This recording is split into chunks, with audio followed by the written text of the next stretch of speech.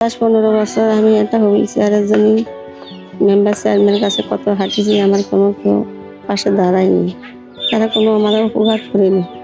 আর বসুন্ধরা শুভ সংঘ তাদেরতে আমি তাদেরতে আমি আজকে একটা হুইল চেয়ার পাইছি, খাদ্য খাবার পাইছি, এতে আমি আল্লাহর কাছে খুশি। তাদের যেন আল্লাহ ভালো রাখে, তারা যেন মানুষের পাশে এরকম দিতে পারে, যেন আমি তাদের জন্য আমি দোয়া করবো। কিছুদিন আগে কালের কণ্ঠে একটা সংবাদ দেখি, একটা অসহায় মহিলা বৃদ্ধা, সে খুব কষ্ট করতেছে। এই সংবাদের পরে আমাদের বসুন্ধরা শুভ সংঘের তার একটা হুইল চেয়ার দেওয়া হলো এবং কিছু খাদ্য সামগ্রী দেওয়া হলো।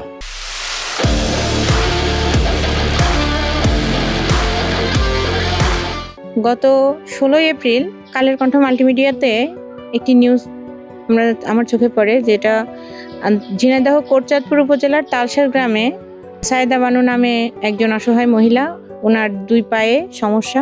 তো উনি একটু ডিসেবল, উনি একটা প্লাস্টিকের টুলে ভর করে হাঁটাচলা করে। তার নিত্যনৈমিত্তিক কাজ, সে ওই প্লাস্টিকের টুলে ভর করে আর কি ওই টুলের সহায়তায় সে রাস্তা ঘাট যেখানে হোক চলাফেরা করে।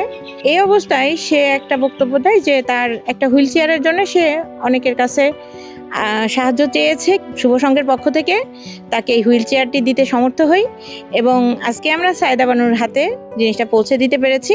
এই কারণে শুভ সংঘকে ধন্যবাদ।